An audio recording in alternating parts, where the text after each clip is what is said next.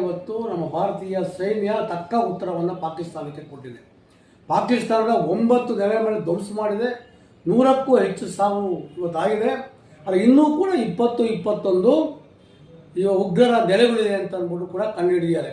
ಇವತ್ತು ಇಡೀ ಪ್ರಪಂಚದಲ್ಲಿ ಇವತ್ತು ಉಗ್ರರನ್ನ ಇದು ಬೇರೆ ಸಮೇತ ಕಿತ್ತು ಹೋಗಿಬೇಕು ಅಂತ ಇಡೀ ಏನು ಸಂಕಲ್ಪ ಮಾಡಿದ್ದಾರೆ. ಇವತ್ತು ಭಾರತ ದೇಶದ ಒಳಗಡೆ ಮತ್ತು ಭಾರತ ದೇಶದ ಆಚೆ ಯಾರು ಉಗ್ರರಿದ್ದಾರೆ ಎಲ್ಲರೂ ಧ್ವಂಸ ಮಾಡಬೇಕು.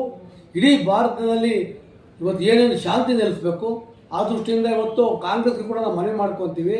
ನೀವಾಗಿ ಒಂದು ಟ್ವೀಟ್ ಮಾಡಿದ್ದೀರಾ, ಯಾವುದೇ ಕಾರಣಕ್ಕೆ ಶಸ್ತ್ರತ್ಯಾಗವನ್ನು ಮಾಡಿ ಮಹಾತ್ಮ ಗಾಂಧಿರವರ ಒಂದು ಫೋಟೋಗಳನ್ನ ಹಾಕಿ ಅವ್ರ ಸಂದೇಶವನ್ನು ಕೊಟ್ಟಿದ್ದಾರೆ. ಯಾವ ಉದ್ದೇಶಕ್ಕೆ ನೀವು ಕೊಟ್ಟಿದ್ದೀರಾ?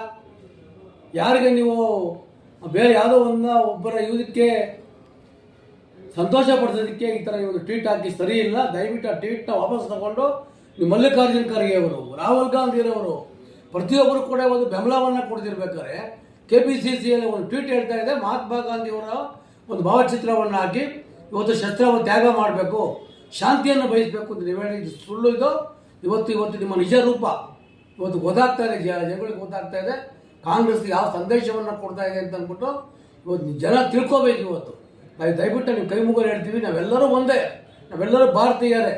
ಇವತ್ತು ಕೇಂದ್ರ ಸರ್ಕಾರ ಏನು ಮಾಡುತ್ತೆ ಅದಕ್ಕೆಲ್ಲರೂ ಕೂಡ ನಾವು ಸಹಕಾರವನ್ನು ಕೊಡಬೇಕು ಅಂತ ಮನವಿ ಮಾಡ್ಕೊಳ್ತೀವಿ.